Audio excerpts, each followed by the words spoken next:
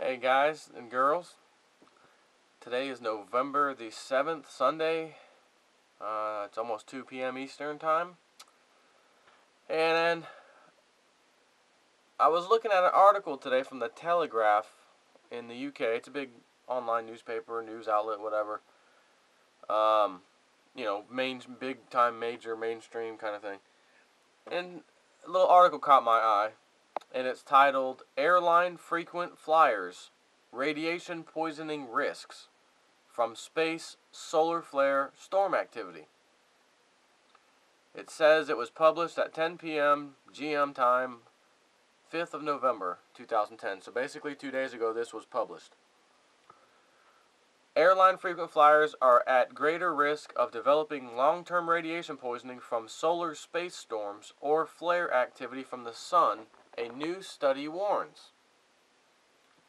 Researchers found passengers faced the hazard of space radiation, which created unhealthy levels of exposure while flying at typical cruise altitudes of around 40,000 feet.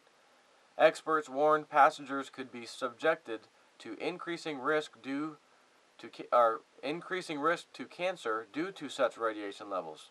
NASA scientists believe the Earth is facing danger from a once-in-a-century solar flare, a disturbance on the sun's surface that could cause geomagnetic storms on this planet.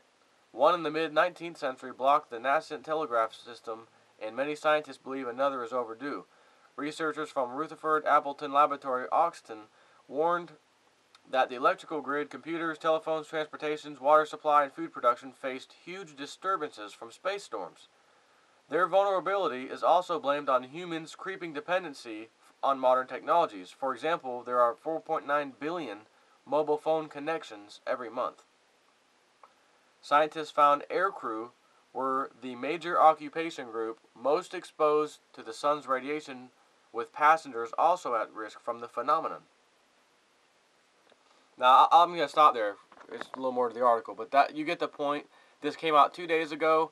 I remember, like in 2008 maybe, NASA came out and said we're expecting sun activity, solar activity on magnitudes that'll surpass anything in over 8,000 years ago, up to 8,000 years ago, that type of activity.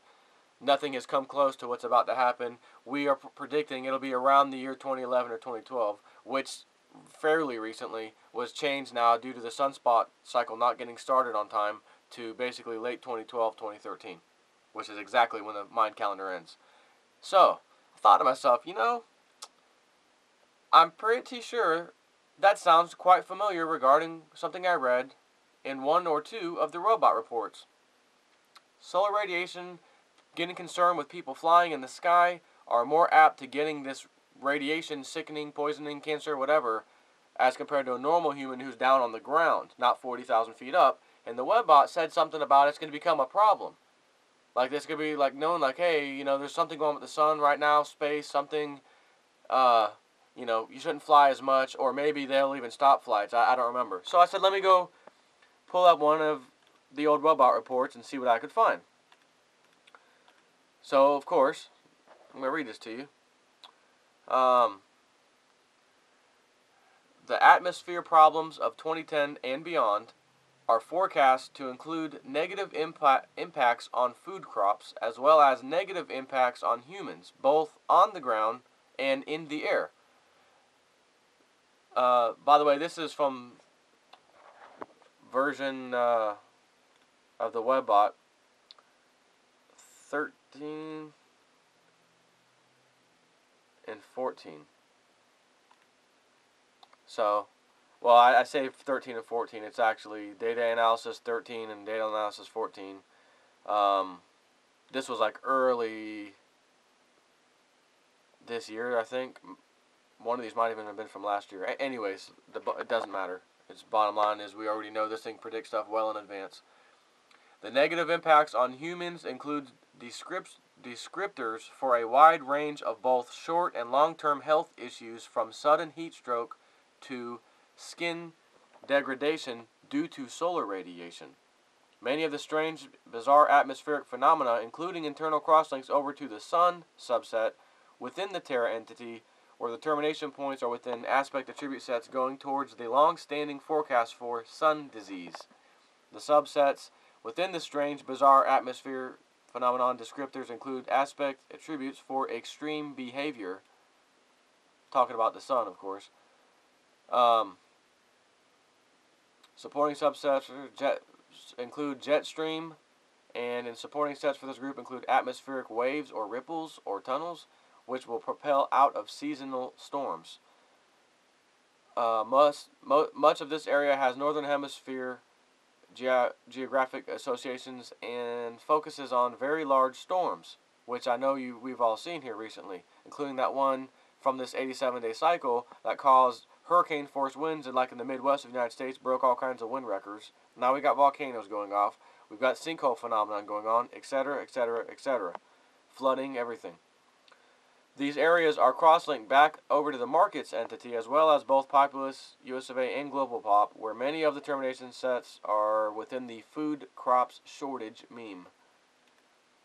The sun disease, flu, subset within both the Terra entity and the Space Goats Farts entity have had areas for increased radiation for these last several years of Alta reports, or Webbot reports. Precursor to the Shape of Things to Come reports, which is actually what I'm reading out of, the Shape of Things to Come. Now the data sets are indicating that the radiation, and specifically the increased word part of the descriptor set, will become very visible over 2010. I just read you the article today, which is 2010, of them talking about this radiation problem. We've also come to find out since July 31st, August 1st, when the first 87-day cycle of the sun spasm took place, according to Patrick Gerald, or Gerald.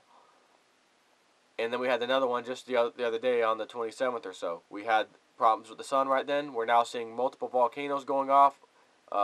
Indonesia specifically, earthquake, flood. They had the tsunami. You name it. So this is a damn fine prediction here. Now the data sets are indicating that the radiation and specifically the increased word part of the descriptor set will become very visible over 2010. The sun disease subset is indicated to affect humans in several specific ways. In the case of airplane travel use, both commercial and military, the sun disease is forecasting that 2010 brings about a change in understanding of the radiation risks of upper altitude flying. What in the hell did I just read you from 2 days ago's article on that website? This is phenomenal. Webbot, right again. Such that popular behavior patterns in commercial airline travel for leisure are permanently affected. Further, the radiation risks are also forecast to affect the military pilots et al. Of the planet and to significantly alter their upper atmosphere use patterns.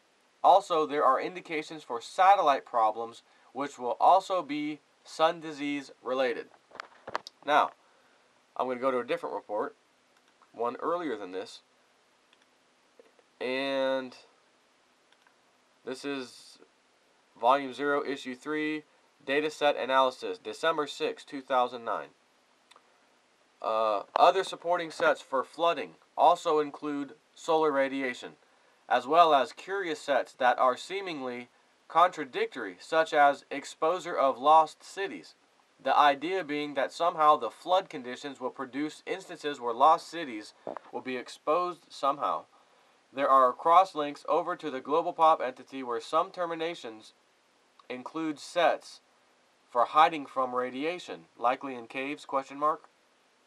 Will produce a startling discovery that in its turn will induce something of a stream or river of artifacts being smuggled out from the site of the discovery.